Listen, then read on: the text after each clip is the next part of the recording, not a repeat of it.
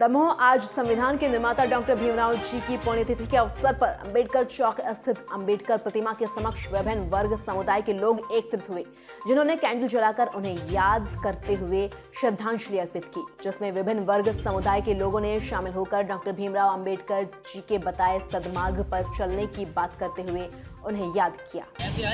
आज हम लोग यहाँ बाबा साहब का महापरिनिर्वाण दिवस के अवसर पर श्रद्धांजलि अर्पित करने आए हैं। हमारे बाबा साहब अम्बेडकर जो बहुत महान और ये कह सकते हैं कि संसार में इनसे बड़ा विद्वान कोई नहीं होता।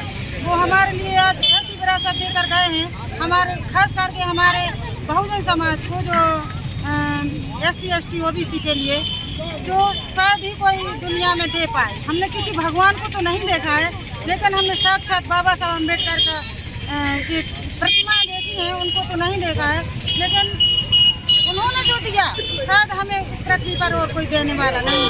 उनकी विरासत को हमें चाहिए कि हम हमेशा आगे बढ़ाएं और उनसे भी ज़्यादा उनकी अंतिम इच्छा यही थी कि हम सब लोग बुद्ध को अपनाएं, जो वैज्ञानिकता पर आधारित है, जो पूरी तरह आडंबरों से दूर है। और उनकी इच्छा को हम हमारे समाज से अपील करेंगे कि उनके इस धर्म को, कारवा को आगे बढ़ाएं और उनके विचारों पर चलें, उनके बनाए हुए संविधान को सुरक्षित रखें। नहीं तो किसी ना किसी दिन हमारे संविधान को बहुत बड़ा खतरा है।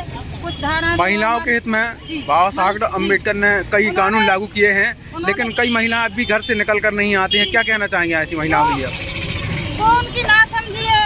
हमारे ऐसा नहीं है कि हमारे समाज में महिला पढ़ी लिखी नहीं है, बहुत बड़े बड़े पदों पर हैं, लेकिन वो अपने आराम इतना उनको मिल गया है, इससे मतलब वो इतने ऐसो आराम में खो गई हैं कि उनको उनकी याद नहीं आती जो बाबा साहब ने हमें दिए हैं। लेकिन वो गलत है। महिलाओं को ये सोचना चाहिए कि जिसके कारण हमारे सिर्फ SC ST की महिलाएं नहीं, सभी वर्गों की, सभी धर्मों की महिलाओं के लिए बाबा साहब ने अपने कानून मंत्री का पद भी छोड़ा था, और उसको लागू कराने के लिए उनके जीते जी वह कानून लागू नहीं हो पाया था। फिर बाद में टुकड़ों में उसको लागू किया गया।